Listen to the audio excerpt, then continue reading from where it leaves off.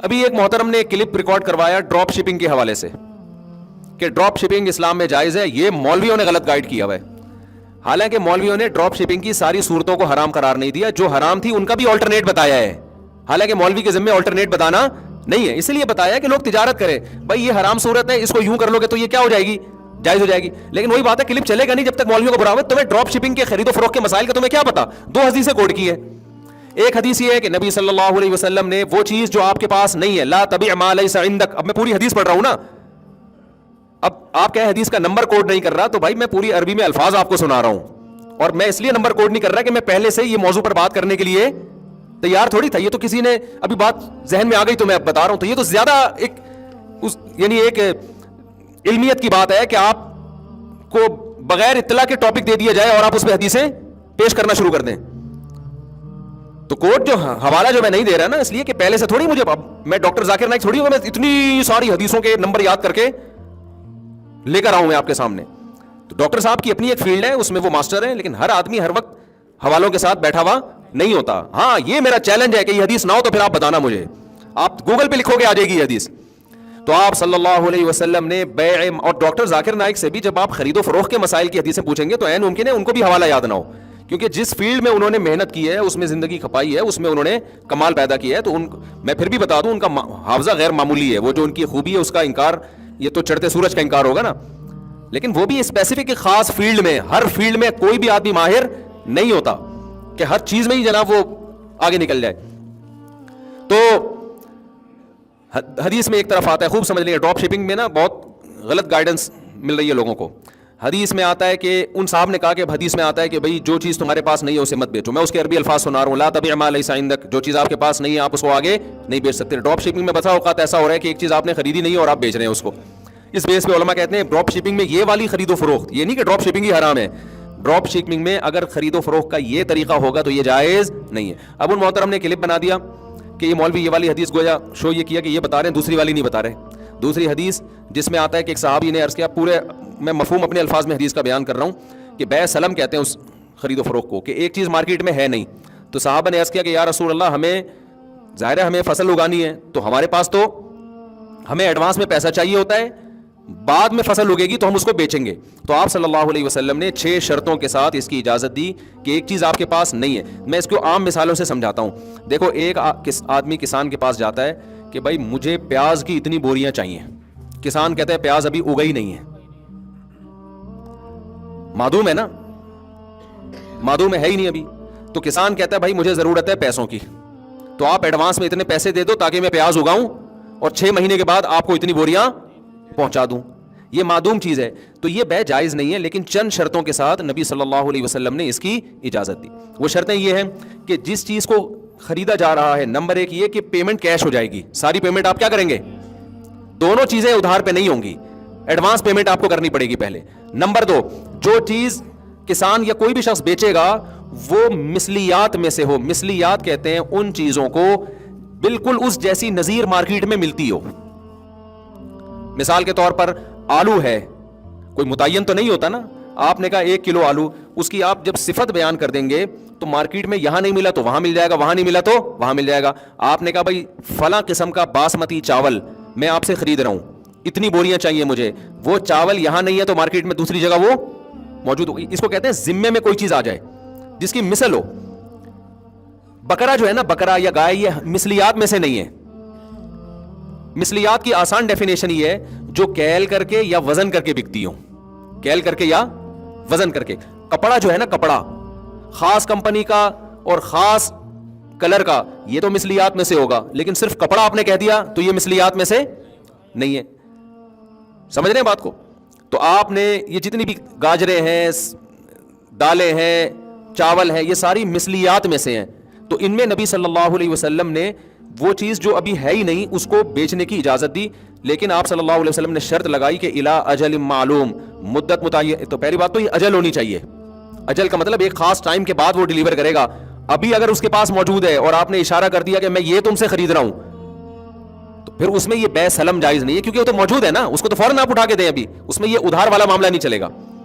تو کیل معلوم ہونا چاہیے, اجل معلوم ہونا چاہیے, اس کی جو صفات ہیں پوری اتنی اچھی طرح ایکسپلین ہو جانی چاہیے کہ بعد میں جب وہ ڈیلیور کرے تو نزاع کا خطرہ بالکل ہو ہی نہیں کہ آپ کیا میں نے تو یہ کہا تھا تم یہ اٹھا کے لے آئے.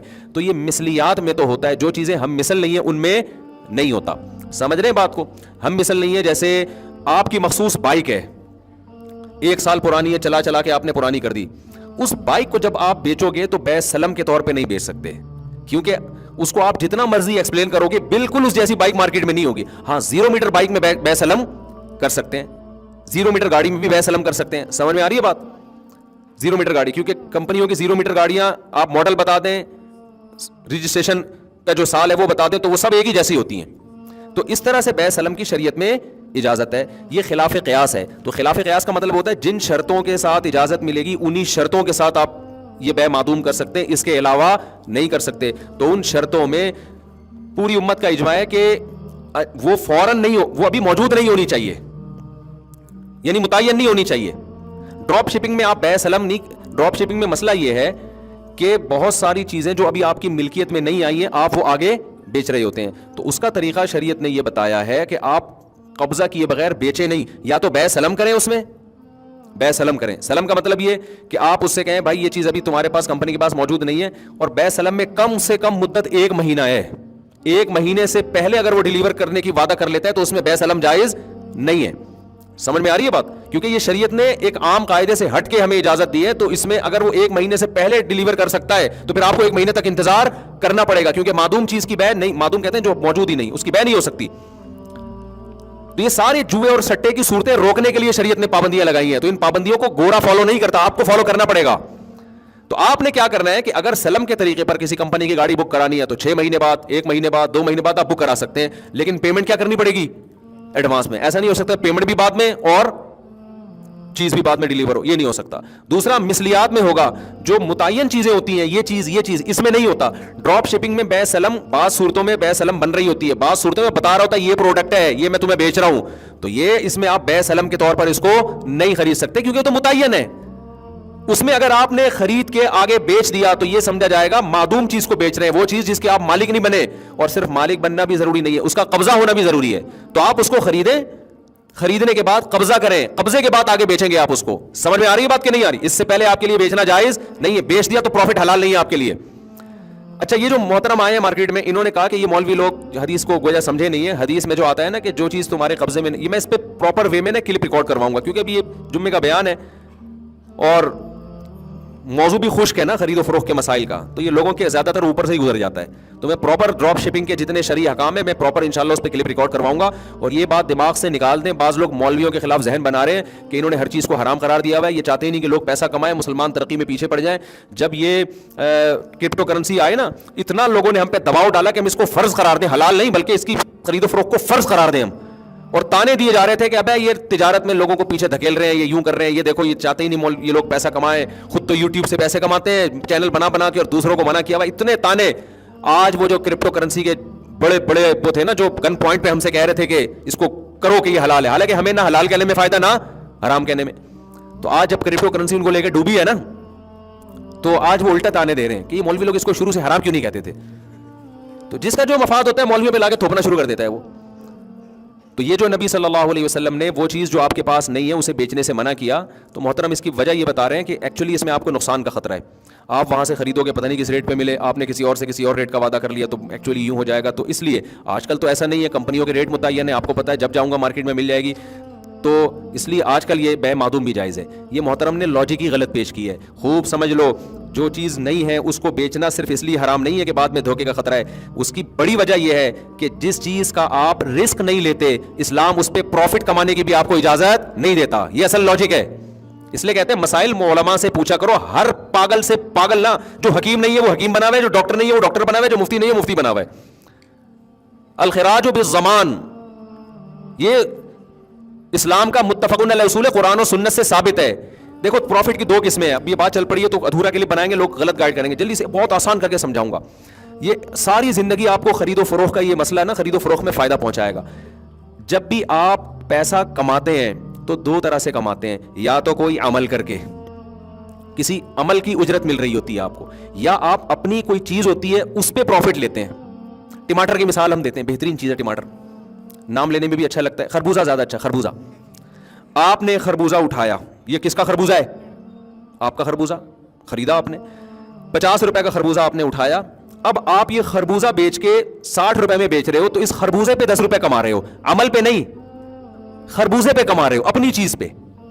بیچنے کا عمل تو ہے, لیکن اس بیچنے کے عمل کے الگ سے کوئی پیسے نہیں مل رہے. آپ کو پیسے کس سے مل رہے ہیں؟ خریدنے والا جو پیسے دے رہا ہے, اس پروسیس کے پیسے نہیں دے رہا, خربوزے پہ 10 روپے آپ کو زیادہ دے رہا ہے. یہ ہے اس چیز کا پروفٹ. اور نفع کی دوسری قسم ہوتی ہے عمل کا پروفٹ. خربوزہ وسیم کا, خریدنے والا ستار. آپ نے دونوں کے درمیان خرید و فروخت کا عمل کروایا, یا آپ نے وسیم کا خربوزہ قبضہ لیا اور آپ نے کہا وسیم بھائی میں تمہارا خربوزہ مارکیٹ میں بکواتا ہوں, مجھے 10 روپے دے دینا اس کے. آپ مارکیٹ میں لے جا کے آپ نے یہ غفار بھائی کو پہنا دیا, کیونکہ ہمارے ہاں, یہ ناروے سے ہیں, ان کو نہیں پتا, ہمارے ہاں چیزیں بیچی نہیں جاتی, ہمارے ہاں پہنائی جاتی ہے. اس پہنانے کا کمیشن ملتا ہے کہ تو نے کتنے میں پہنایا. یہ پہنایا بڑی مزے کی اصطلاح, یہ جس کو جو پہناتا ہے اس کو بھی پتا ہے, ڈکشنری میں نہیں ملے گا آپ کو یہ. اب یہ خربوزہ آپ کا تھا نہیں, تو آپ نے 10 روپے کمائے کیسے اس پہ؟ حلال ہو سکتے ہیں؟ نہیں. حلال یہاں پر اس لیے ہے کہ آپ نے یہ پہنانے کا جو عمل ہے نا, اس عمل کے پیسے ملے ہیں آپ کو.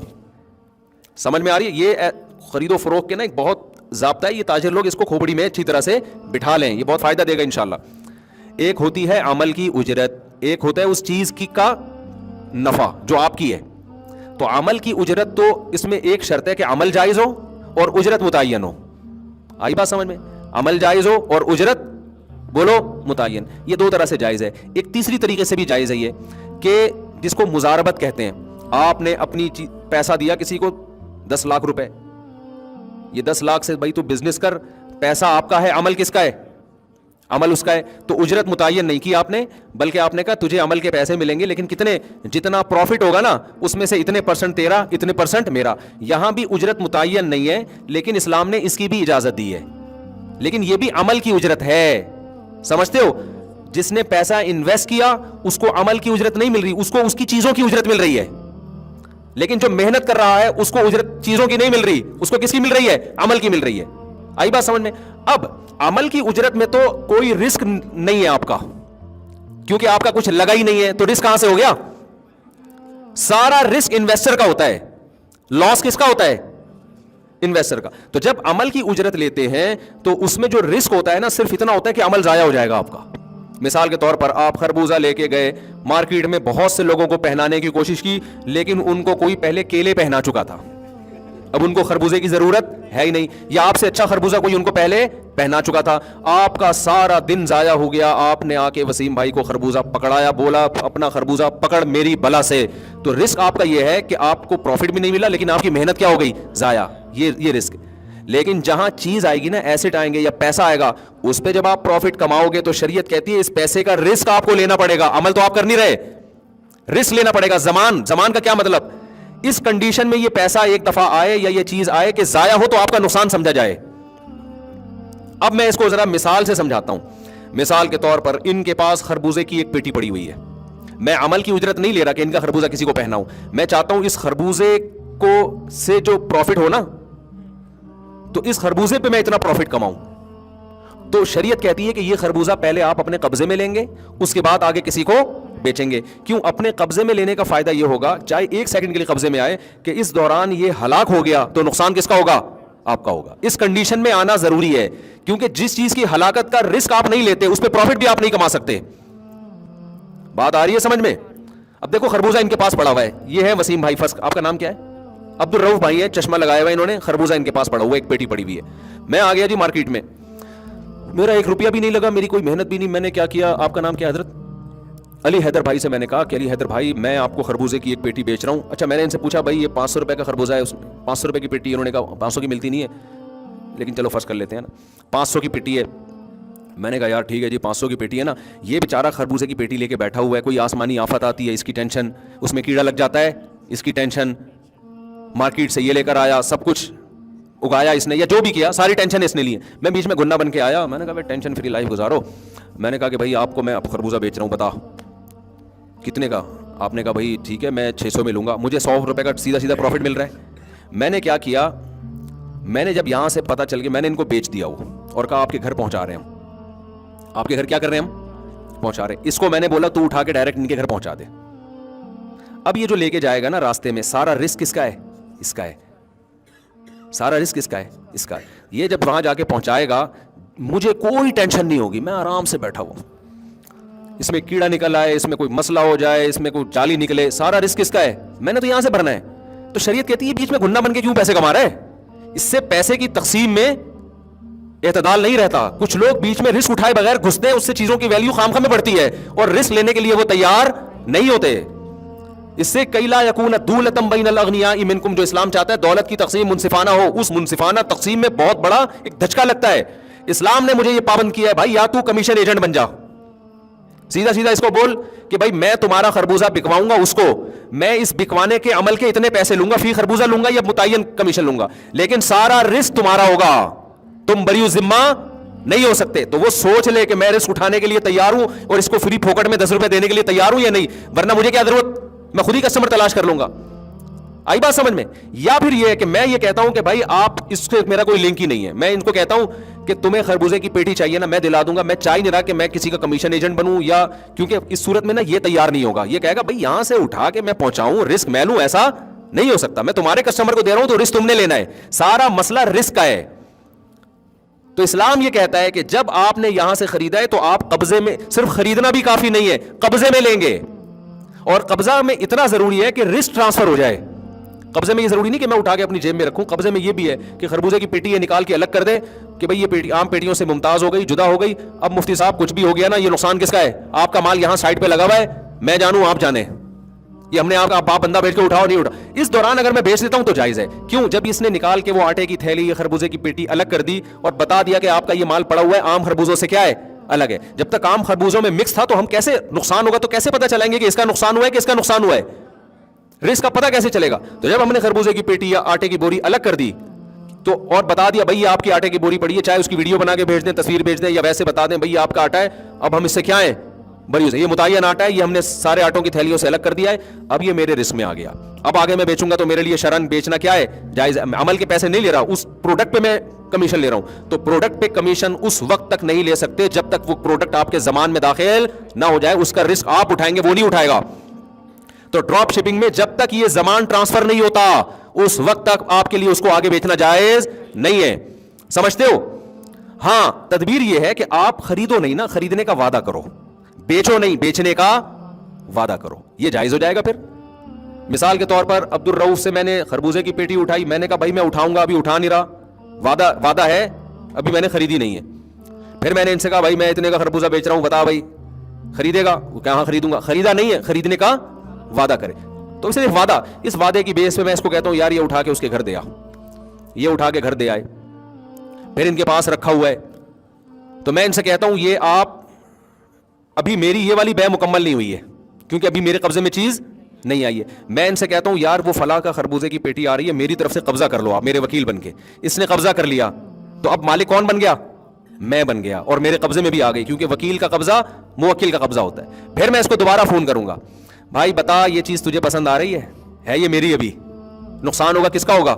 اس کے ہاتھ میں. نقصان ہوگا تو کس کا ہوگا؟ میرا. میں بولوں گا یہ چیز ابھی میری ہے, تجھے میں نے اپنا وکیل بنایا تو اس پہ قبضہ کر, اب بتا یہ پسند آ رہی ہے کہ نہیں آ رہی چیز. اگر وہ کہے نہیں پسند آ رہی تو یہ گلے کس کے پڑے گی؟ لوگ اس گھننے پن میں نا کہ ہم رسک کوئی نہ لیں, نقصان کا ذرا بھی ہمیں نہ ہو, بیٹھ کے نوٹ چھاپنے کی ہم کیا بن جائیں, مشین بن جائیں. پھر وہ آتے ہیں مولویوں نے پابندیاں لگائی ہوئی, مولوی کو کیا ہو رہا ہے تیرا خربوزہ بکے یا نہ بکے؟ بھائی اسلام کی پابندیاں ہیں, یہ گورے کے پاس نہیں ہے, تبھی وہاں دولت کی تقسیم منصفانہ نہیں ہے, انتہائی غیر منصفانہ ہے. تو اب میں ان کو فون کروں گا, آپ کا کیا نام تھا؟ علی حیدر صاحب کو میں فون کروں گا, خربوزے کی پیٹی پہنچ گئی؟ ہاں جی پہنچ گئی. آپ نے میری طرف سے قبضہ کر لیا؟ ہاں جی قبضہ کر لیا. یہ میری پیٹی ہے, آپ کی پیٹی نہیں ہے, اس کو ذرا سنبھال کے رکھیے گا. اچھا بتائے خرید رہے ہیں کیا؟ میں نہیں خرید رہا. یہ لالے پڑ جائیں گے کس کو؟ میں کہوں گا تیرا باپ بھی خریدے گا. ٹھیک ہے, کچھ بھی کہہ سکتے ہیں, دھمکیاں دے سکتے ہیں, جب تک یہ خریدے گا نہیں, یہ نقصان, یہ رسک کس کا ہے؟ میرا رسک ہے. تو پھر اگلی بے ہوگی کہ بھائی یہ پسند آیا؟ ہاں جی پسند آیا. ٹھیک ہے بتاؤ خریدتے ہو؟ ہاں جی میں نے آپ سے یہ 600 کی خریدی, مال بالکل ٹھیک ہے, میں نے آپ کو بیچی. ڈراپ شپنگ والے اکثر یہ کہہ رہے ہوتے ہیں کہ ہم اس کو اگر وہ واپس کر دے تو ہم واپس لے لیتے ہیں. اتنا کافی نہیں ہے. دیکھو وہ جو واپس لیتے ہیں نا, وہ بکنے کے بعد واپسی کا آپشن ایک الگ چیز ہے, بکنے سے پہلے واپسی کا آپشن ہونا چاہیے. اس کو دکھا کے آپ سودا ڈن کریں کہ اب, اور دکھا کے بھی نہیں, اس کو پکڑائیں, اس کو بتائیں کہ آپ میرا وکیل بن کے قبضہ کر رہے ہو. یہ سب چیزیں نہیں ہو رہی ہوتی, سمجھتے ہو؟ تو یہ کرنا پڑے گا. اور آسان حل اس کا یہ ہے کہ آپ کمیشن ایجنٹ بن جائیں سیدھا سیدھا. آپ عبد الرؤوف سے بولیں کہ عبد الرؤوف بھائی میں تمہارا خربوزہ علی حیدر کو بکواؤں گا اور میں تمہارے لیے کسٹمر لے کر آؤں گا, فی خربوزہ مجھے اتنا پروفٹ چاہیے, ٹھیک ہے نا, 500 کی پیٹی ہوگی تو مجھے 100 روپے اس میں چاہیے. علی حیدر بھائی بولتے ہیں ٹھیک ہے یار میرے پاس تو ٹائم نہیں ہے کسٹمر کا, تم انٹرنیٹ پہ تمہیں کسٹمر بہت ملتے ہیں, ان کو میں نے خربوزے کی تصویر دی, ہاں بھائی پسند ہے, خربوزہ ان کا ہے اور یہ ساری ڈیلیوری چارجز بھی ان کے ہوں گے, رسک بھی یہ لیں گے, ان کو میں نے پہلے بتا دیا. تو پھر سیدھا سیدھا یہ پہنچائیں تو ہم پھر عمل کی اجرت لے رہے ہیں, خربوزے کی اجرت نہیں لے رہے. یہ آسان طریقہ ہے, یا تو خریدنے کا بیچنے کا وعدہ کریں یا عمل پہ کمیشن لیں, تو کمیشن ایجنٹ بن کے. لیکن کمیشن ایجنٹ بننے میں سارا رسک بیچنے والے کا رہے گا. ڈراپ شپنگ میں بیچنے والا رسک نہیں لے رہا ہوتا, وہ کہتا ہے آپ جہاں کہو گے پہنچائیں گے, ٹھیک ہے نا, آپ کا بندہ جہاں سے اٹھا لے تو وہ رسک کس کا ہوگا, آپ کا ہوگا, ہمارا نہیں ہوگا. اگر وہ رسک اپنا لے رہا ہے تو ٹھیک ہے, لیکن پھر اس میں آپ کسٹمر کو یہ بتاؤ گے کہ میں کسی کی طرف سے, یعنی موکل کو یہ بتاؤ گے جس کے آپ وکیل بن رہے ہو کہ میں آپ کا مال بکوانے کے پیسے لے رہا ہوں, اور جب تک یہ وہاں ڈیلیور نہیں ہو جاتا سارا رسک آپ کا ہوگا. تو یہ ایکسپلین جب تک میں اس کو انشاءاللہ, ابھی تو جمعے کا بیان ہے نا تو اس میں ہم چیزیں مرتب کر کے نہیں ہے, ڈراپ شپنگ پہ میں پوری ڈیٹیل کے ساتھ انشاءاللہ کلپ ریکارڈ کرواؤں گا, اس کے شرعی احکام کیا کیا ہیں وہ ذرا آسانی سے سمجھ میں آ جائیں گے انشاءاللہ. صلو علی الحبیب. جلدی سے سوال دے دو. ہو رہے تو میرا ابھی تو ڈراپ شپنگ مقصد نہیں تھا, ابھی تو یہ تھا کہ لوگوں نے نا اپنی بزنس ہے تو جو جس کے مولوی خلاف اس کو لگے کہ یہ مولانا کے فتوے کی وجہ سے میری تجارت کو نقصان ہو تو مولویوں کو برا بھلا کہنا شروع کر دیتا ہے. وہ ایک گولڈن کی کے نام سے آیا تھا کہ 5 آدمیوں کو یہ پروڈکٹ بیچو, وہ آگے جتنے 5 کو بیچیں گے فری میں آپ کو کمیشن ملے گا. علماء نے اس کے خلاف آواز اٹھائی, یہ جائز نہیں ہے. اس وقت بھی لوگوں نے مولویوں کا بہن مولویوں کے چکروں میں نہ پڑو. او بھائی آپ کو تو فائدہ ہو رہا ہے, آخر میں جو بندے بچیں گے نا جن کو آگے 5 آدمی پہنانے والے ملیں گے ہی نہیں, ان کا بیڑا غرق ہو جائے گا. تو اسلام کی پابندیاں انسانیت کے فائدے کے لیے ہوتی ہیں, مولویوں کے فائدے کے لیے یا مولویوں کے نقصان کے لیے نہیں ہوتی. سمجھتے ہو؟